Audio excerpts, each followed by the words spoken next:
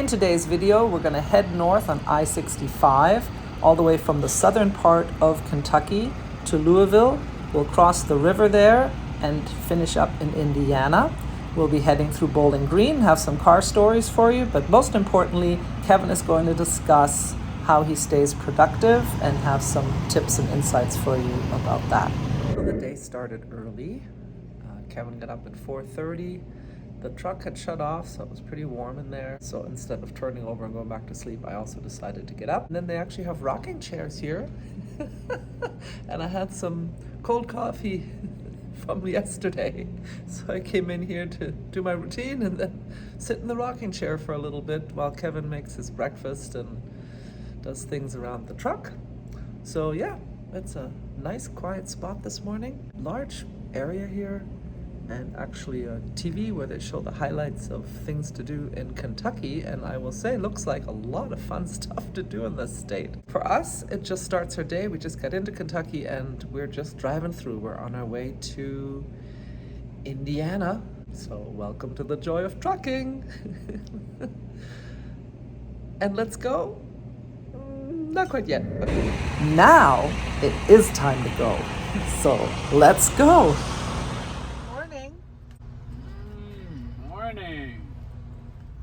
Kiva's got a ball.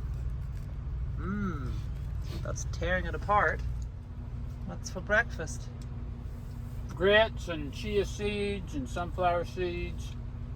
I got some oranges and hard-boiled eggs up there. Coconut Please water. drive to highlighted route. Tea? Tea. What kind of tea? Peppermint tea, a little hibiscus. Look at these cutie pies. And what's the plan? We're gonna drive a couple hours to Love's, take a shower, let the rush hour traffic subside in Louisville, and then we'll go through Louisville up to Indianapolis and deliver north of Indianapolis today. Trying to get a pre-plan right now. And for those who didn't see the previous videos, what are we carrying? Peanut butter. That would have gone nicely with breakfast. 41,000 pounds of peanut butter? I don't know. That's a lot. We could have made a dent.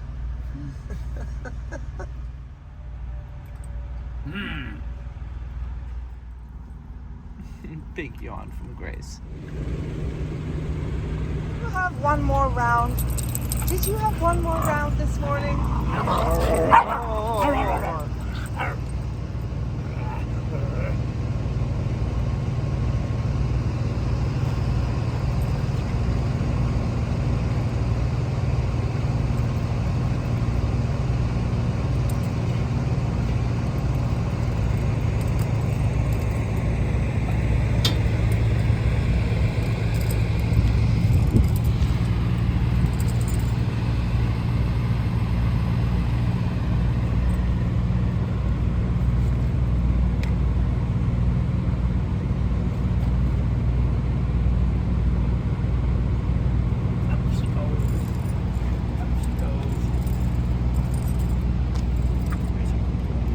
There's a good girl. There's a good girl. Alright.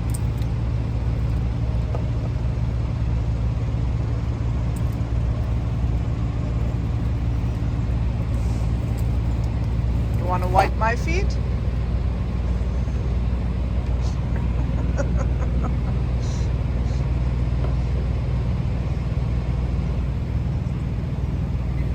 Alright, here we go. Time to roll.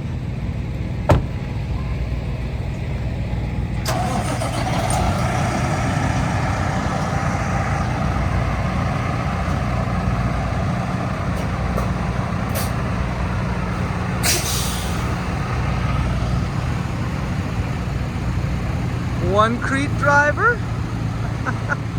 This was not coordinated.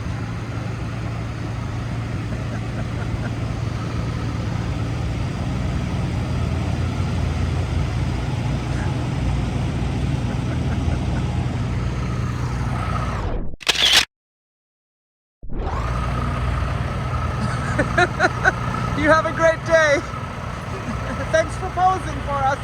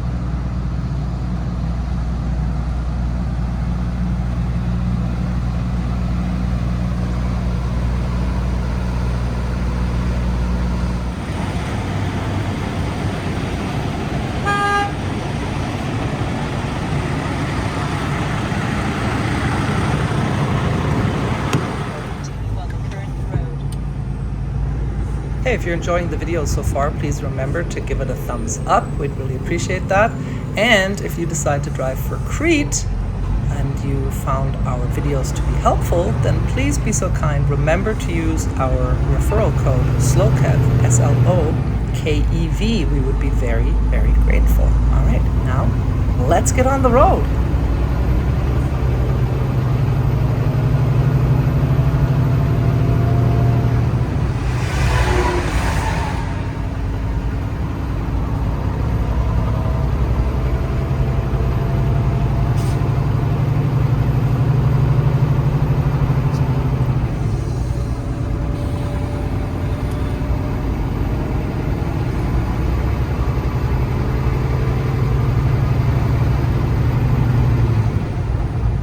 On I-65 with beautiful sunrise colors.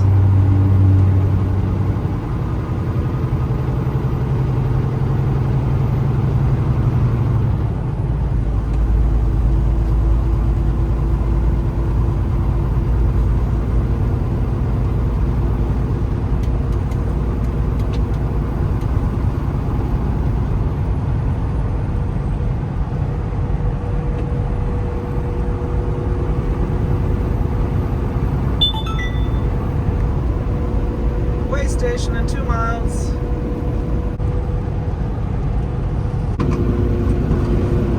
Way station 1 mile. Trucks use right 2 lanes. Truck rest haven open in 24 hours. And Kevin got a bypass. How happy are you about that? Oh, it's a wonderful feeling. Is Bypass. it? Yes. Is it like winning the lottery? It's like a cardiac bypass. You just feel renewed. Okay, Dr. Sloan.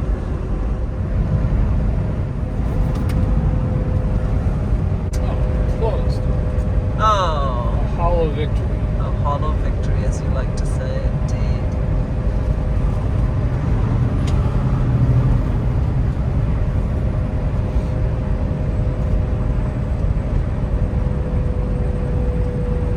Oh.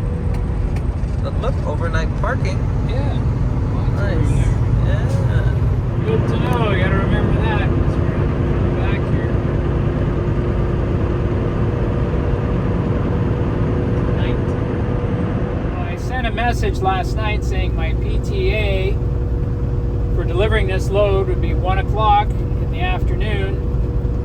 And can I have a pre-plan? So I can get to work on planning my next day and my next load. And I got a reply last night saying, working on it now. So this morning, I sent another message saying my projected time of availability would be 1 o'clock this afternoon. And can I have a pre-plan? And I got a message saying, working on it now. And then I did get a pre-plan 10 minutes later. So we have 300 miles to go today to deliver this load. And we'll be there at 1 o'clock in the afternoon. Ready to go on the next load, and they sent me a pre-plan saying, here's your next load. It's like 20 miles away, but the pickup is the next morning at 6 a.m. So I sent a message back saying I'm not accepting that load because it's unproductive. I don't want to deliver this load at 1 in the afternoon and then sit around until the next morning when I still have half a day that I could be using to make money. So unproductive means I'm not making any money, and I'd rather not just sit around. I didn't come out here for 3 weeks just to twiddle my thumbs. I came out here to make a living. So 10 minutes later, I actually got another pre-plan, which is good. They were pretty quick. I didn't have to keep asking, can I have one, can I have one? They looked for another one right away. That's great. So now I got one where we're delivering this afternoon, driving about 40 miles, picking up another load, and delivering it tonight. So it's going to be a long day with lots and lots of miles, just what I wanted. That's terrific. So the lesson is, if you get a load where you're sitting around for a long time, you can turn it down. I think their algorithm is geared to saving money. So if the deadhead is really, really short, like I've gotten one where I delivered to a distribution center, and then the next pre-plan was sitting there for like 20 hours, and then picking up a load at the same place and leaving. Well, the deadhead miles were 0. Good, really good, but I wasn't making anything sitting there, so I turned it down. They pay you deadhead miles, so if they don't have to pay you deadhead miles, they're saving money, right? So I can see the logic in that. It's good for the company, but it's not good for me. So you can pick up the phone and call your asset manager and say, hey, I don't think that's a very good plan because I'm sitting too long, I'm not making any money. And they might say, well, maybe I can call a customer service representative and they can check and see if the customer will have it ready early. You don't have to sit around that long, you can go earlier. Or maybe we'll look for something that's going to get you moving faster. And they'll see if they can work something out to make it a little more productive for you, and if not, they'll find you another load. So you can do it that way too, and work with your asset manager to try and stay productive. But you should know that you don't have to accept that first load if it leaves you sitting around idle, wasting time and not making any money. And the selection of the pre-planned loads is not up to your asset manager. They're working with you, but they request it from the planner. So the planner looks at what's on the board and who's where and how many hours you got left, where you can get a load, where it's going, and all that stuff. And there's also an algorithm involved. So how they set up the algorithm determines what load they spit out at you. But your asset manager is kind of screening, is between you and the planner, or between you and the computer. So as the asset manager gets to know you, they know you're not going to accept this or that. When I sent that message at 6 a.m. this morning, actually 5 a.m. this morning, my asset manager wasn't into work yet. It was the night crew, and they're just covering the board while my regular asset manager is asleep. So yeah, sometimes you do get these loads that you really don't want, and your asset manager probably wouldn't have sent it to you. And the other thing to keep in mind is if you do accept that load with the really crappy times and not making you much money, and you accept it because you think, oh, this is all they've got, or I'm just trying to work with the team and be a good company driver. After a while, they see that you will take these loads where you sit around a lot, and it kind of goes into your profile. Now, more and more they'll send you loads like that. So let them know you're not gonna accept something like that unless there's nothing else. If there's nothing else there, you'll do it. Or if your asset manager says, hey, can you just do this shag run or move this trailer just to help us out, and you're like, yeah, okay, that's when you're being a good team player and stuff like that. But you're not being a good team player by sitting around wasting time and not making any money, because you're not making money, they're not really making money either. This truck makes money for them when it's moving, and when it's making money, when it's hauling loads. So if you and the truck are sitting around for 20 hours twiddling your thumbs, that doesn't really help them either. That's all I have to say about that.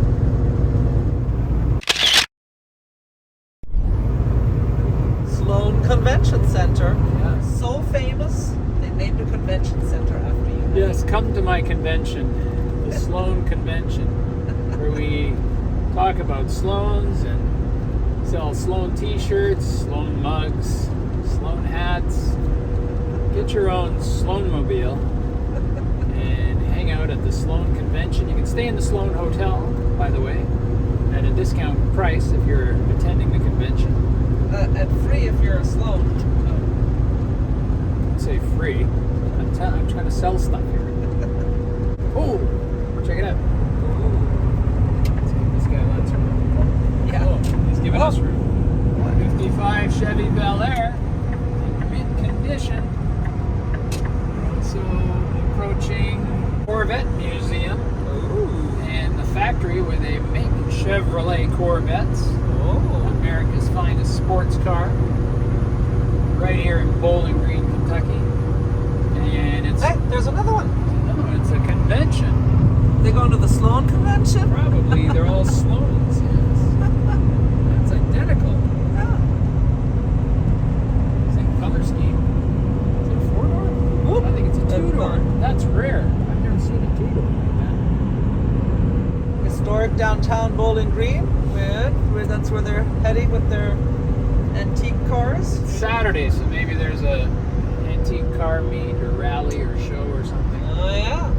Or it's just the day to take your vintage automobile for a spin. I don't know. They have a Saturday one once a month in DeLand. That's right. That's right. It's not heavily organized. Just whoever's got a car, they show up and park. And everybody shows off their Well, ride. they have a club. Yeah. The club organizes it. Yeah. But it includes new cars as well. It's a whole gamut of interesting cars. Ooh. There's the National Corvette Museum. Okay. We were distracted by a police car on the side, and there was no other vehicle, and then when we came by, I saw he was talking to a guy wearing a backpack, so I guess the guy was hiking along the side of the interstate, which is not a good idea. It is the shortest route. But not a good idea. Oh, and here's the factory, proudly assembled in Bowling Green, USA. Look at that. Display there. Oh.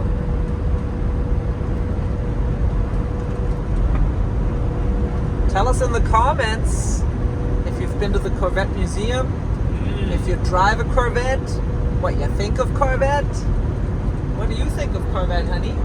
I think that museum's on the bucket list. You know, when we get back to traveling just for pleasure and recreation, I like to go to car museums, and that's going to be a really good one. See the evolution of the Corvettes from the 50s all the way up till now. Have you been in a Corvette? I drove a Corvette once. A friend of mine, a guy I worked with, bought one in the 80s. And he would store it every winter because we lived in Canada and the roads are salty and everything, and it just cars rust out there pretty fast. So he would store it somewhere every winter. And one winter he put it in my garage. In your what? In my garage. And when we took it out in the spring, he said, "Do you want to drive it?" I said, "Sure." So I drove it around the block. Very nice. Lots of fun. And then he took off. And then he sold the car that year. So never stored it again, never had the opportunity to drive one again.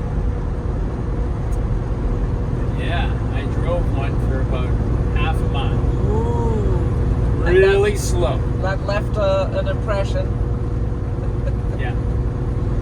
Have you driven a Porsche? No, I don't know if I've even sat in a Porsche. We had a couple of Audis back in the day. 1978 Audi 5000. The thing was like a tank. It was super solid, rode super smooth. I couldn't figure out the radio. It had all these weird symbols and buttons that did different things, and no owner's manual. It was all in German. But what a nice ride.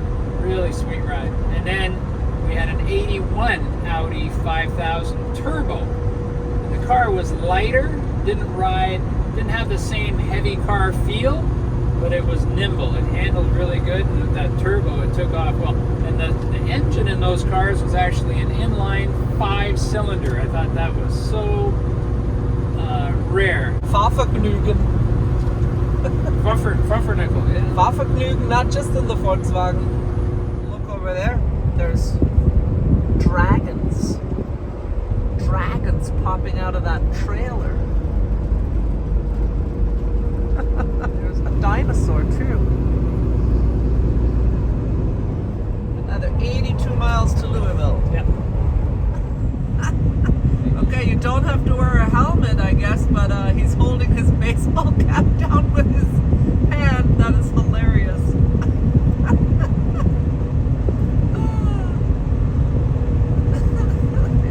Not gonna take it off.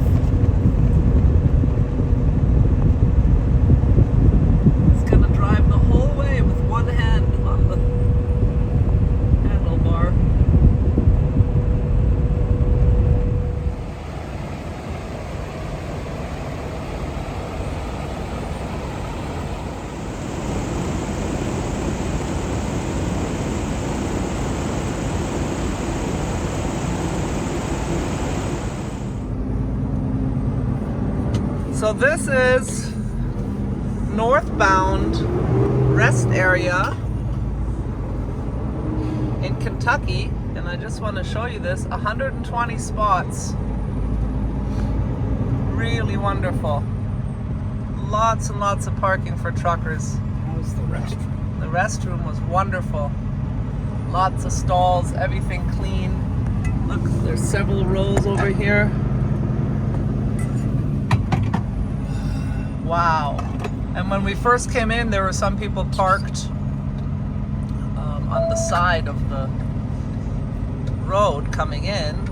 We had to come between two trucks, and I think often, you know, you come in and you don't know what lies ahead. You don't know if there's going to be any spots available or not. So people park at the entrance where they're not supposed to park on the side. But then look at all these spots.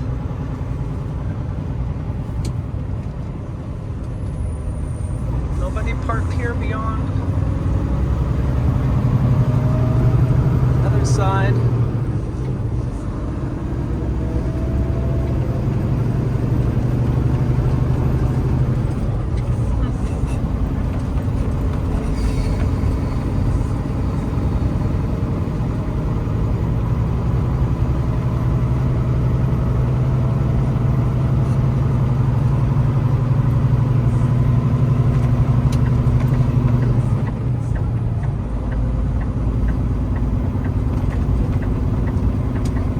Work 4 miles ahead, but look at the traffic on a Saturday morning.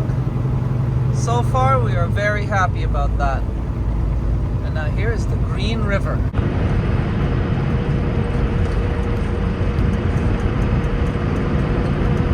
Did it look green? Hello Crete, good morning. How many green rivers are there in this country? How many green rivers? Have you seen a few green rivers? Green River in Arizona, Green River in Utah, Green River in, is there one in Minnesota? I don't know. Yeah, there's quite a few. I know there's a lot of Springfields.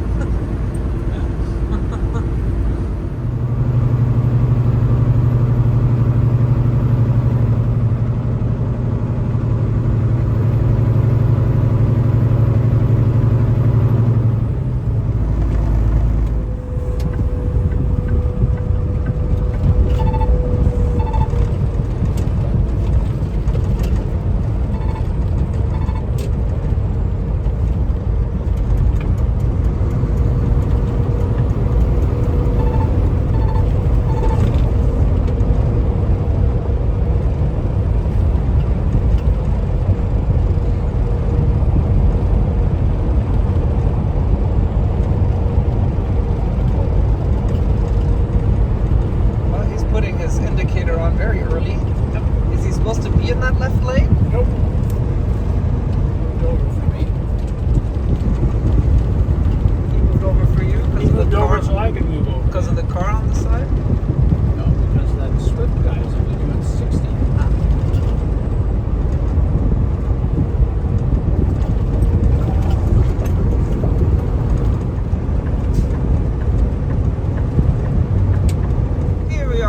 The outskirts of Louisville, and apparently there's a big traffic jam coming up. We're just gonna throw ourselves into the midst of it. Yes, we're passing the airport.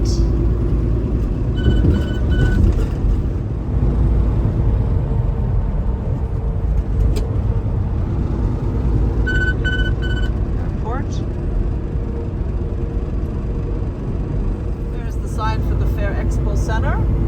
That is where they have the Mid-America Trucking Show, which we have attended a couple times.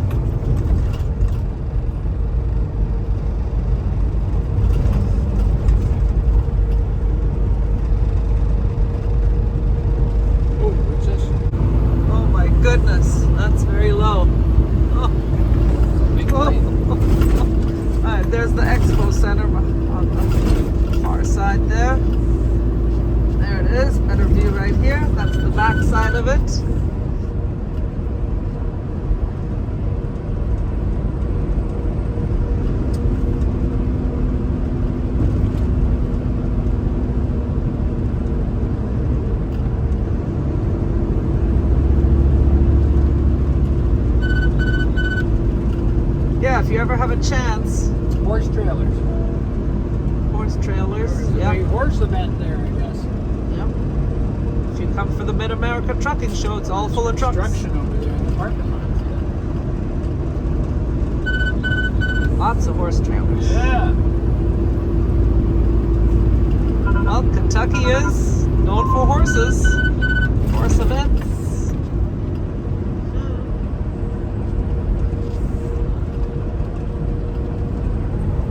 There is the University of Louisville Stadium. The Cardinals.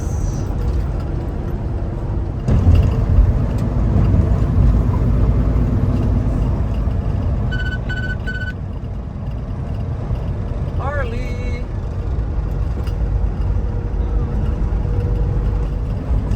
Lanes are closed up ahead. That's why it's a traffic jam. The orange sign? What's it say? 2 left lanes closed, half a mile ahead. So we're down to 1 lane. Slow down. 1.5 miles. Keep left to I-65 north. And that's why there's a traffic jam, which starts right here. This is it.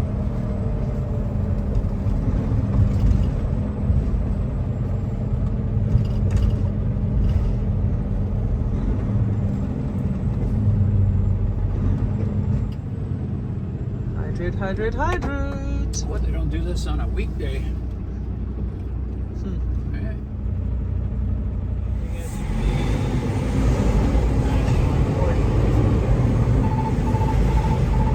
Did you just come up here on the shoulder? Yeah. From pretty far back, or? Well, there was a on-ramp there, but it ended about 100 feet back. You can't get behind a big truck. That would be the end of life as you know it. That's the end of the life as you know it. That's the end of the life as you know it. And I feel fine in my GMC. Okay, Louisville Visitor Center, Kentucky International Convention Center. It's a fun city to visit. We went downtown. Lots to see and do and eat and drink. Nice place to come for even just a weekend. Really got a lot out of it. A week, of course, I always believe in long vacations, so a week would be even better. But a weekend, packed full of fun. Cone down. Okay. Knock it off the road. Here comes another plane. Dispatcher. Pre-warn message. Shut your window up, please. Caution. Interstate 64 in Indiana issues a high number of speeding violations. Adhere to the posted speed limits to avoid fines and penalties. Drive safely.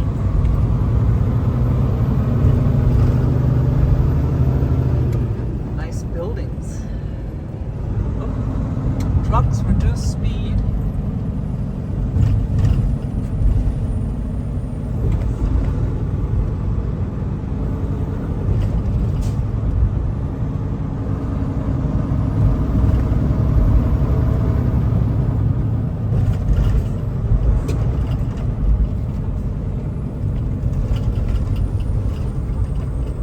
What are they doing here? Let's see. Oh my. Digging a big hole. Ah, the joint. Look at all the little excavators. Keep left to I-65 north. 5 of them. Huh.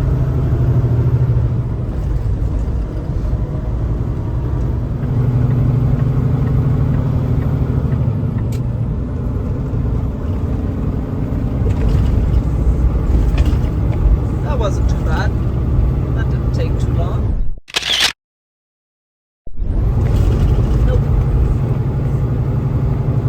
We're going all the way around the city, I think. Continue on I-65. Now we're going to cross a big river. Yeah. Many bridges. Which river? Which bridges?